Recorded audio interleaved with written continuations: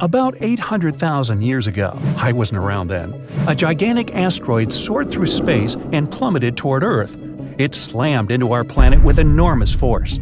It blanketed 10% of Earth with shiny black and green lumps of rocky debris known as tektites. Tektites are pieces of rock that get liquefied by the heat of a meteorite impact. Then they cool down to look like dark glassy pebbles. A trail of these tektites was strewn across Southeast Asia and reached all the way to eastern Antarctica. This is how scientists know this giant meteorite crash happened. Well, researchers spent nearly 100 years trying to find the gigantic crater caused by the impact. But tektites were too widespread. That's why they couldn't pinpoint the exact location until recently. A team of experts from different universities tried to discover the ground zero of the meteorite impact. They investigated several craters in China and Cambodia, but none seemed to be created by a meteorite crash.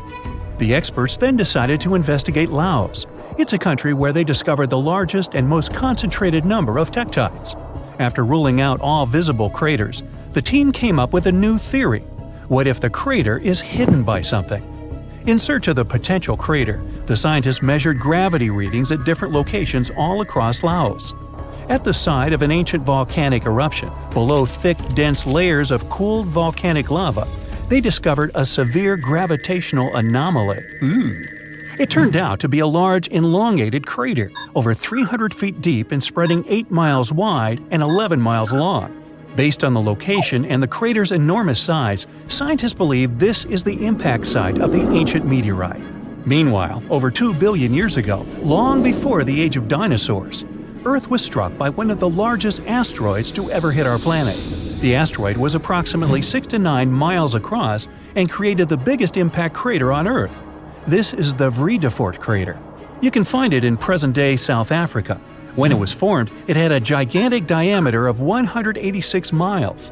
Over the centuries, the massive crater slowly eroded away into the Vredefort Dome. That's a rocky hill formation that was the central site of the asteroid's impact. This formation is so large that it can be seen from space. Today, the Vredefort Dome is a recognized World Heritage Site. It's also home to several towns and communities that encourage tourists to come and visit the ancient crater. In 1943, one pilot strayed from his regular flight path to avoid dangerous weather conditions. Flying over Quebec, Canada, he spotted a large, perfectly circular basin. That is how the Pingualuit crater was discovered. Around 1.4 million years ago, a meteorite hit this spot, creating this small but deep impact crater. It has a diameter of 2 miles and a depth of 1,300 feet. A lake of deep blue water has formed at the bottom of the crater. It's said that this lake contains some of the purest water in the world as it has no inlets or outlets. It means that the lake is only filled by rains and melting snow. The lake is home to one species of fish, the Arctic char. The Sudbury Basin is also in Canada. Formed over 1.8 billion years ago, it's one of the largest and oldest impact craters in the world. It's located in Ontario, but the impact from the collision was so powerful that debris from it was found 500 miles away in Minnesota. Unlike most impact craters that have a circular shape, the Sudbury Basin is an oval. It's 39 miles long with a width of 19 miles. The original impact site might have been a whopping 10 miles deep, but its modern-day version is much shallower. The asteroid that created the basin carried a high concentration of natural minerals. This made the soil in the crater incredibly fruitful. Today, its floor is home to numerous fruit and vegetable farms. The unique crater formation of Sudbury Basin was used to train Apollo astronauts before they embarked on their missions to the Moon. Perhaps the most famous meteorite of all is the Chicxulub. That's the meteorite responsible for wiping out 75% of all plant and animal life on Earth, including the dinosaurs. The Chicxulub meteorite had a diameter of 6 miles when it struck Earth 66 million years ago. The crater now lies off the coast of Mexico, hidden deep beneath the seabed. It's around 93 miles across and 12 miles in depth. Recently, scientists managed to drill deep down into the highest peak of the impact crater to collect rock samples. They discovered that the disappearance of dinosaurs wasn't caused by the giant size of the meteorite or the scale of the blast. It was because of the exact location where the Chicxulub hit Earth. The meteorite struck part of our planet that was densely filled with a mineral compound called gypsum. It's a soft sulfate mineral that is typically used as a fertilizer. The collision blasted so much sulfur into the air that it blocked out the sun. This caused the prolonged dark winter that doomed the dinosaurs. One of the youngest craters on Earth is the Barringer crater in Winslow, Arizona. The Barringer crater is also one of the best preserved craters on Earth. It was formed 50,000 years ago when a heavy meteorite made mostly of iron plummeted down from space. Earth's atmosphere barely slowed down the massive chunk of metal. It collided with the ground with incredible force. The meteorite vaporized upon impact, leaving very few remains. The crater left by this powerful explosion was named after the man who identified it in 1903. It was a mining engineer named Daniel Barringer.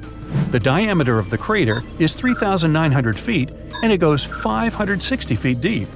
The Barringer family still owns the impact site to this day. You can visit the crater and take a guided tour around its rim. The Popogai crater in Siberia is one of the most interesting craters on Earth. An asteroid impact over 35 million years ago formed this massive basin. The crater is 62 miles across, which makes it the fourth largest one in the world. This crater is unique as it's home to one of the largest diamond deposits in the world. The intense pressure from the collision transformed the graphite at the impact site into diamonds. Scientists say that the crater contains trillions of carats of diamonds, but no one has ever mined them due to the site's remote location and lack of infrastructure. In the year 1530 BCE, a meteoroid entered Earth's atmosphere before shattering into pieces. The meteorite's burning fragments rained down on Earth and crashed into the planet's surface.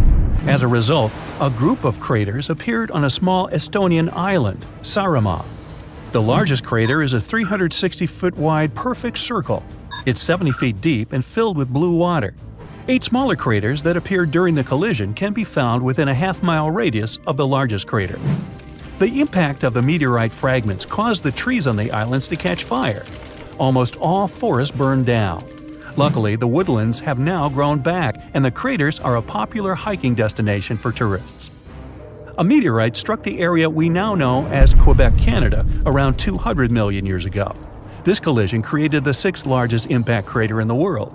It had a diameter of 40 miles.